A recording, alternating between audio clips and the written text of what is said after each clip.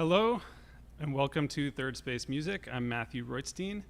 I'm a musician with the Houston Symphony and a board member for Third Space Music, and tonight your host for this concert. Third Space Music is a volunteer partnership between musicians from the Houston Symphony and the Houston community. We are here to play music we love, share the concert experience with you, and together we're all giving back to the Houston community. Our motto is connect, create, contribute. And our mission is to support live classical music in Houston by connecting our Houston musicians directly with our audience and contributing to Houston nonprofit organizations. In March, our Steinway charity live stream raised $4,600 to benefit Mecca, multicultural education and counseling through the arts. They will buy cellos for their young students through their program. We're on location tonight, again, at the beautiful Steinway Gallery of Houston and River Oaks. Thank you to Amanda Watson and Steinway Gallery for hosting us and donating your space in kind all season. This year we've been live streaming to keep all our musicians and our audience safe, and I'm happy to announce that tonight everyone on the premises is 100% vaccinated. So we are all continuing to try to do our part for our community and continuing to make music for our community. Everyone involved besides being vaccinated is also a volunteer. That's everybody here performing for you, as well as planning and organizing and presenting this concert. Our volunteers receive as a token of our thanks some very special Third Space Music wine glasses, which I will demonstrate for you later. But you can also have these wine glasses. A donation of $100 or more will receive 2 wine glasses, and we can ship anywhere in the continental US. Now, I would encourage you all to fill your glass with your favorite beverage and put our live stream on your best speakers or headphones, and we can get straight to the music. So that's why we're all here. Let's meet our musicians. We're going to start with a brass trio, and we'll bring on John Parker, Ian Mayton, and Brad White. John, would you like to speak a few words about your piece? Sure.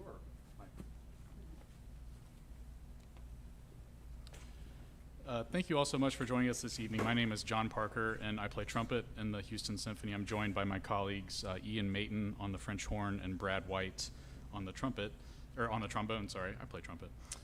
When choosing a piece for this program, we wanted to do something kind of outside the realm of what a brass ensemble would usually perform. Given that brass ensembles like the brass trio are relatively newer ensembles, there's a pretty limited selection of repertoire that we have at our disposal to play. A great piece that we kind of came across was Hovhaness's 3 Fantasies for brass trio. These 3 fantasies are actually part of a larger group of 5 fantasies that were written for brass ensemble. The reason this piece is so much different than a lot of other brass ensemble music that we have is that, like much of Hovhaness's music, is actually minimalist in nature.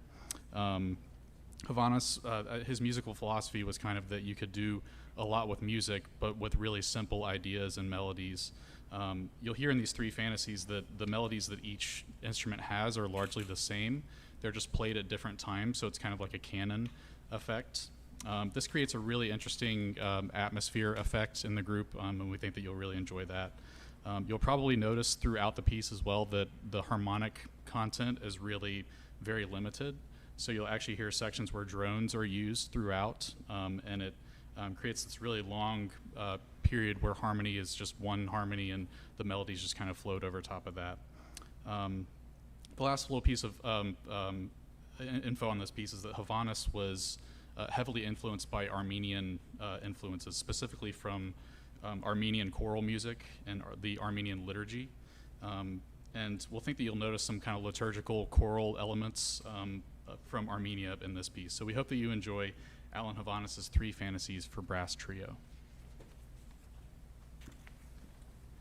Thank you, John. And one more reminder to our audience out there that while you're watching our concert, feel free to post any questions in the chat. We're going to have a little Q&A session after each of the pieces.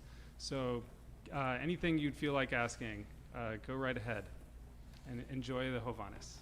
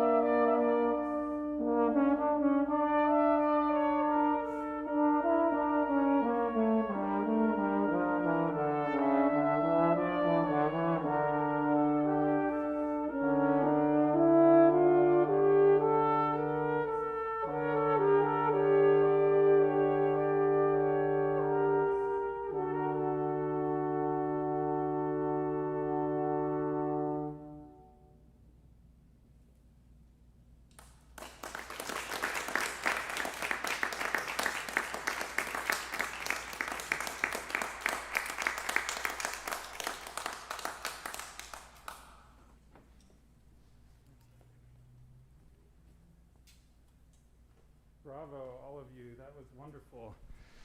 Thank you guys for playing this for us. So now we've got some questions for you. I would like to start with how long have you all been rehearsing this piece?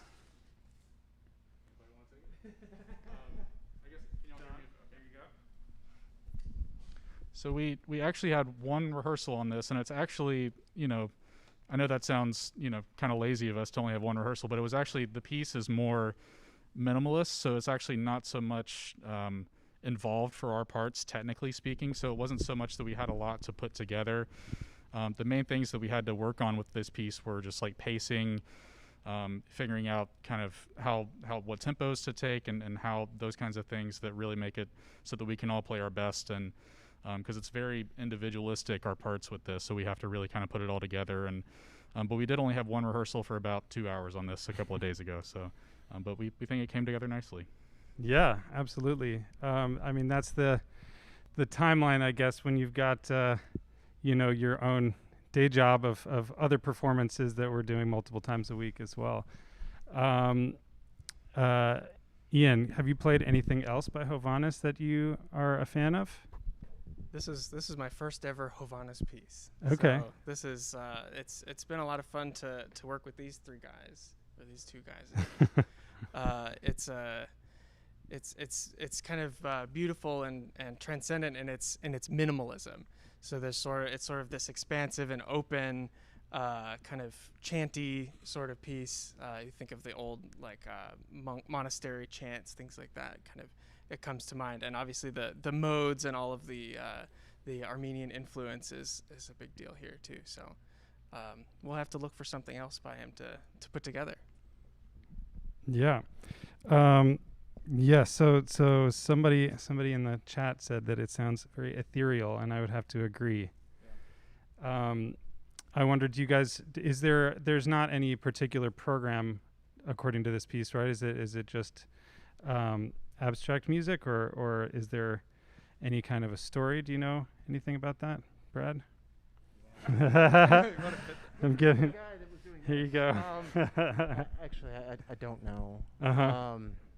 No, but it feels very meditative. Yeah. It doesn't feel like there's a whole. It feels like the whole thing is. There's not a lot of action. It's to be still, Mm-hmm. and to really sort of. It really does feel like a meditation. Right. And we get a little distracted here and there, but for the most part, just really sort of.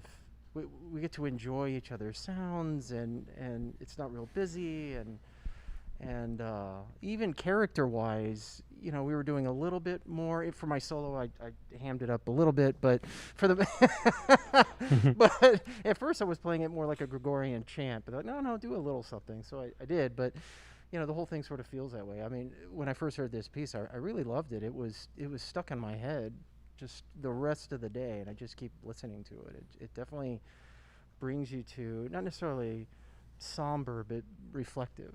Right.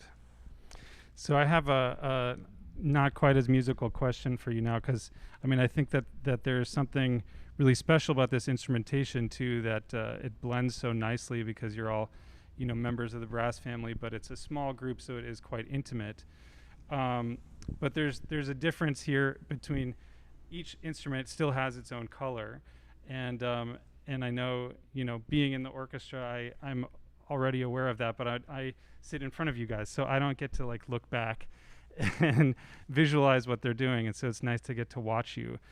And so I'm thinking about how the trumpet and the French horn each have valves, so you guys are able to quickly trade, go between note to note, and the trombone has a slide. So, but you're not intentionally sliding all the time, right? Are you constantly trying to control the speed of at which you're changing your notes? Yeah, I feel like the slide is kind of the bane of my existence. I'm actually left-handed, and I've always wondered, I should have just switched it to the other side. It's something I work on every day. I mean, you shouldn't notice the slide. I mean, something like this you shouldn't necessarily notice, but it is a little tricky. I mean, there's lots of things that we can do with the slide, just not today. So it's very tricky. Getting the coordination right is really difficult, actually. So it's one of the oldest instruments in terms of staying in its original form. You know, I mean, the horn, you know, used to be a natural horn. I mean, I guess they couldn't think of anything better, and just left it alone. But it's tricky. No, it sounds beautiful. I mean, Okay. really, the only reason I thought about it was not because I heard anything weird, but just because I finally get to watch you play, which I don't normally get to do. Yeah. Ian, do you want to talk a little bit maybe about the French horn and how that instrument works and how maybe it's evolved? Sure. So like Brad said, the horn didn't start with all this plumbing in the middle here. This has all been added much later than the advent of the horn. There's been a lot of different hunting horns, and people have hollowed out antlers and things like that for many years just to blow a single note or two. Like the shofar is sort of along the same the family tree, I guess. But in the brass family today, with our modern instruments, we're the only ones that point the wrong way. So that's something that we have to think about. Just as Brad is trying to hide the fact that he plays with a slide, we're trying to pretend like we're facing the right direction. So we think a lot about our timing when we play, especially in the orchestra.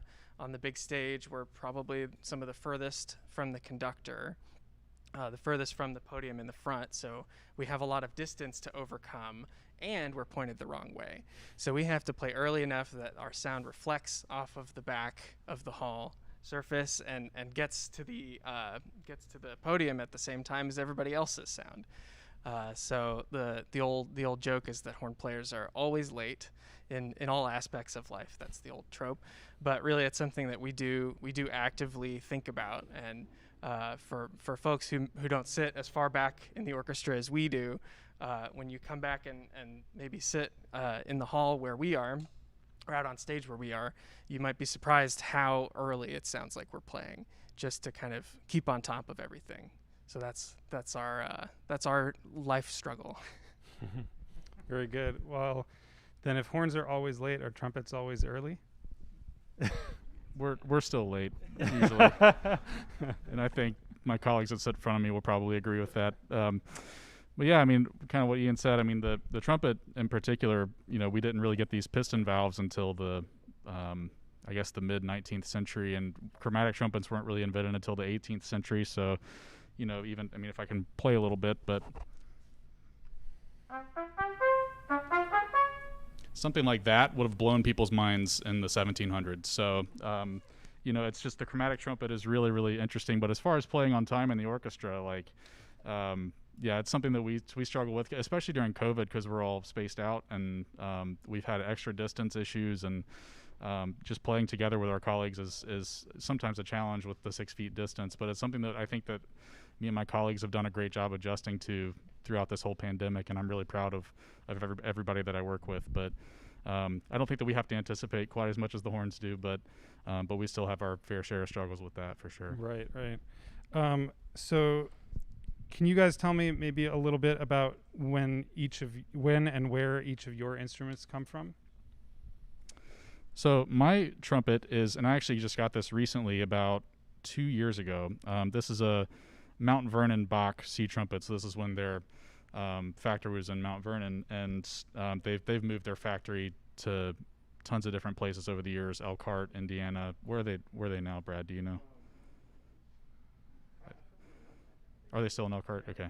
Yeah, so there's so they've moved their factory a ton. They've changed personnel at their department, but this was actually, I mean, these horns, the Mount Vernon horns, were actually the same horns that the old Chicago Symphony recordings, like with Schulte and all those recordings. These are the horns they were playing in those recordings, and it's really kind of a great sounding horn because it has so much life in it, and so much sparkle to the sound. Before this, I was actually playing all Yamaha horns, and those are all great as well. And I still have students playing Yamaha horns, and it's just a really great brand. But this Bach horn is pretty special, and I'm glad that I got it about 2 years ago. So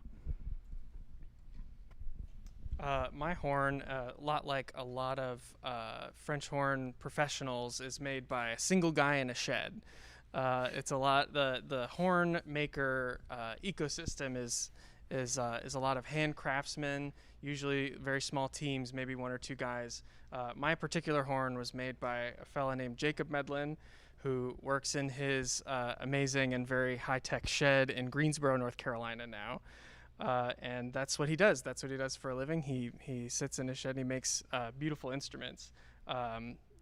This one is patterned after the old Geyer-style horns from the early 1900s. All the measurements and details from that come from that the Geyer maker of horn. I think it was Carl Geyer, if I'm not mistaken. So this one I have had since I think 2018, and I've had 3 of his instruments now. Because just like us artists, we try to improve our craft every day and every year. So his instruments keep getting better and better. So I'm really happy to be playing on one of his tubes. I have the same thing that John has, which is this is a Mount Vernon Bach. So this horn was built in 1963, and as far as I know, everything on it is original. It was actually first put on eBay, not as a Mount Vernon Bach, because they're really sought after. They're just considered, when the Bach factory moved in '64, everyone felt the instruments just weren't the same. Not sure why. But somebody noticed that the trigger was unique, and they knew that it was a Mount Vernon, and so they bought it, held on to it for a long time, and finally they decided to sell it. And I bought it sight unseen, in person, didn't play it, just like, yes, I want it, because I'd been looking for one of these for decades, and I love it. I feel like it's the best horn I've ever played, Wow. So it's amazing. Just the craftsmanship is just really incredible. I mean, there was just kind of this little golden period of time where we feel like a lot of the brass, especially the trumpet and the trombone, that were just amazing. What a lucky find. It's not Yes. probably not often or not normal for musicians in a major symphony orchestra to be shopping for instruments on eBay. Yeah, I mean, actually, the trumpet section, they're really into these things, and the second trumpet player said, hey, there's a horn on eBay right now, and I within about 30 minutes of that, I was like, I'm paying for it now. It was way more expensive than, even a new modern horn, but I was just like, I'm doing it. And I was thrilled when I got it. So, Well, sounds beautiful. You all, thank you so much for playing the Hovhaness for us. Thank you. I guess we are going to transition now to the next piece, but first we're going to show you a little video about the Steinway Gallery. So watch this video. Thanks.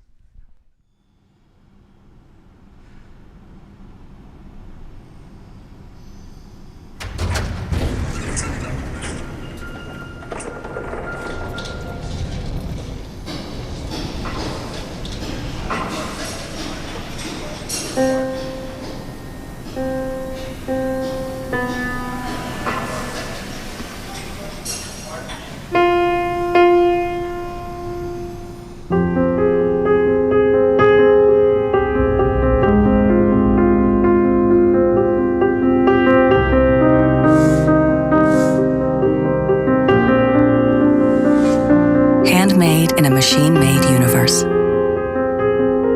Exacting to the millimeter in a close enough culture. Built of genuine hardwood and cast iron in a world of artificiality. For over 160 years, one name has been making instruments so passionately conceived and meticulously crafted. It can take dozens of artisans with decades of experience, 12 months to create one, to enable a sound so rich and resonant and unmistakable. Anything less than these unreasonable standards becomes unacceptable. To make the only piano built to perfection for perfectionists. To merge experience and expression, artist and audience. Until effort becomes effortless. Weight becomes weightless. And you can close your eyes and soar.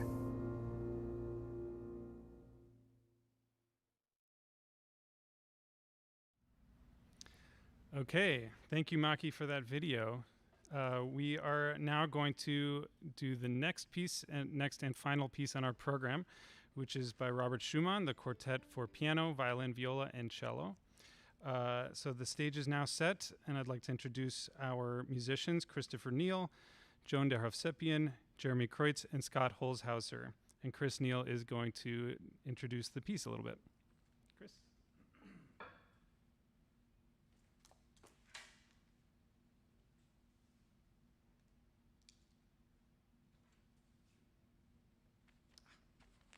A little bit taller than me. Yes, got me, Monkey? Good evening. And let me get my placement correct. Thank you so much for being with us. Good.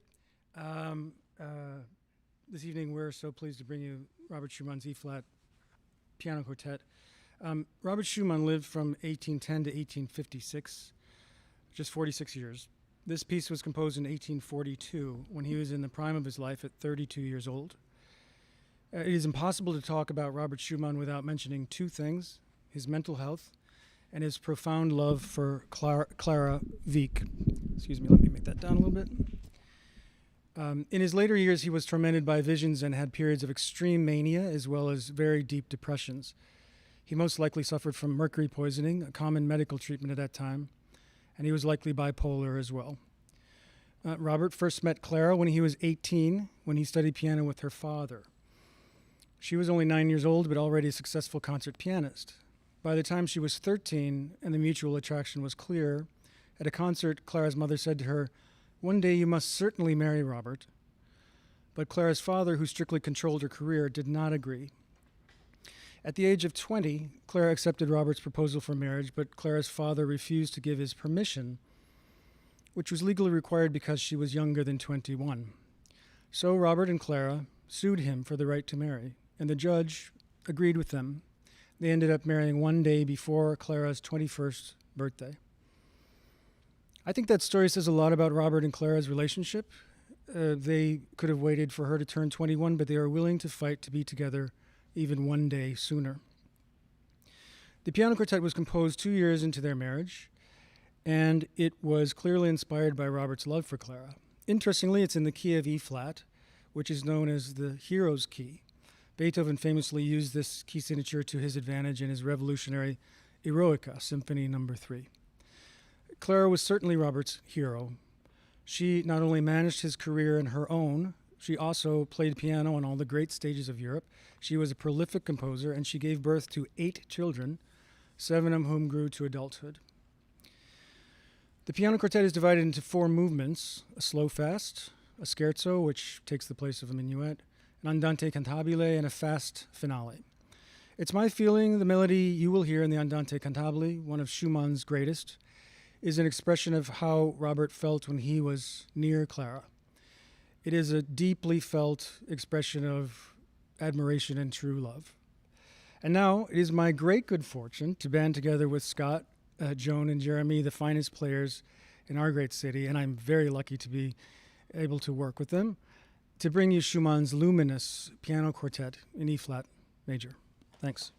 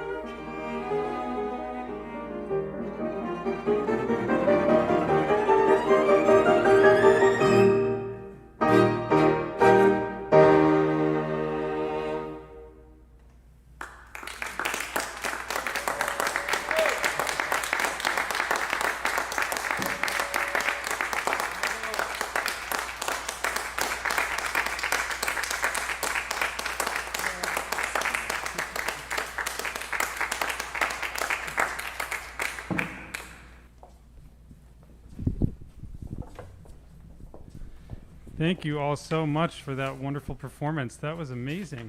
I am just always blown away by the repertoire that you guys get to play that I don't, that isn't written for the flute most of the time. But yeah, just really, really wonderful stuff. We have a little bit more time now for some questions and answers. And so just to remind you guys, if you have any questions, you can feel free to write them into the chat now. I believe we have a couple already. So there's one question we have already for Jeremy from George. My question is, I would like to hear from our latest member of the greatest cello section on the planet about this very unique first year for any performer and what it was like playing 4 Strauss works in one program in the audition. Good memory. That's a very good memory. That's a lot to cover. Hold on one second. Sorry. Let me grab you the other microphone. Here you go. Well, that is a lot to cover. The Strauss program certainly was very stressful, but thankfully I had played some of the pieces before. But those are sort of like the big mountains of the orchestral repertoire for strings, possibly. You know, it's a lot of excerpt pieces for us in those Strauss poems that I played. This was in November of 2019, I believe, and that was my trial week with the orchestra. So the kind of the final round of the audition. So I did put a few months of work into that program. Going back to his question about my first year in the orchestra, you know, it's been so wonderful, I think, in many ways to be joining during this time, because we get to play music for so much fewer musicians. So, you know, it's a lot more sort of personal, a color of collaboration, and, you know, smaller sections. So I feel that there's kind of a little bit more responsibility on each of us as string members in the sections than there normally would be. So I do feel like I've gotten a couple opportunities that I might not have otherwise if in a normal season. So that's been great. I am looking forward to when I can finally see everyone's faces fully. You know, I've gotten a quick look at a certain couple people without their masks on here and there, and they all look a lot more different than I thought. So it's certainly interesting to learn everyone's names simultaneously while only being able to see, you know, their eyes and eyebrows. So, but it's been a great first season. So. Yeah, well, you sound great, and we're so very lucky to have you. It's definitely been an experimental year. Yes. And so it's wonderful that we get this opportunity to hear you more than we normally would in the full orchestra. So, you know, thank you for being with us. Yeah. I have another question from Kate, actually, who is wondering if you guys feel that what are the differences playing Schumann compared to other composers of the era like Beethoven, Mendelssohn, etc. Maybe Chris, would you like to take this one? Sure. Yeah, you got me there, Maki? So I referred to the Eroica Symphony now. Robert Schumann was born in 1810. Eroica, I believe, was published in 1805. Is that right? Well, anyway, it was around a while before he decided to use E-flat. How is it different to me? And, you know, this might make some people a little bit angry, but to me, Beethoven's music is more of a kind of universal, humanistic nature, whereas Robert Schumann's music to me is very, very personal. I don't know where I'm supposed to be looking. Right there. Thank you. It's very personal, and you know, his struggles were titanic, and he managed to put them down in the best ways. For example, with Kindersehnen, you know, and he always was writing piano music for Clara, in my opinion, and he managed to put them down in some of the worst ways. Speaking of excerpts, and that would be the Scherzo of Symphony No. 2, which is something we play for auditions all the time, and we can never quite get it as right as he wrote it. So it's more, to me, it's more personal. And Beethoven certainly had his own struggles, but you know, he I think was trying to speak to a wider humanity, and Schumann's much more personal to me. So Great. Okay, great. I'm wondering, for Joan, how do you feel about Schumann's viola parts? Love Schumann's viola parts.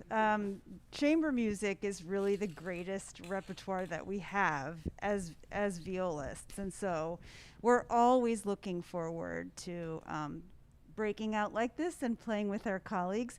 I would say, just a personal note, Schumann wrote a piano quintet that's also in E flat, and just that one fewer player. There is only one violin in this piece, and in the quintet there are two, and just taking away that one player completely changes the way the piece feels, even a string with piano group. And so it's been so interesting to play this quartet, which is probably played a little less than the quintet, but I've loved discovering it with my colleagues. That's great. Yeah, I actually, I really love this repertoire. And actually, when I was in high school, I was already a flutist at the time, of course, but I felt like I really wanted to learn the viola specifically, because I was like, oh, I should, you know, it would be fun to be playing in string quartets. And I've got, at the time, I didn't really know a lot of good violists. I do now. But, you know, wonderful violist. But at the, you know, it was... Brahms' favorite instrument, Mozart's favorite instrument. Right. And so I always admired the viola parts in quartets, and I knew plenty of great, you know, cellists and violinists and pianists, of course. But when I was in high school, I was like, I'm going to go and be a viola player. But I never did that. So I'm glad at least, There's you know... still time, Matthew. never seen that. Right.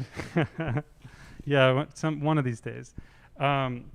Scott, I'm wondering, how do you feel about getting to play this kind of music? We get to, your instrument is a little bit less common in the orchestra, so of course it's nice to hear you in this context as well.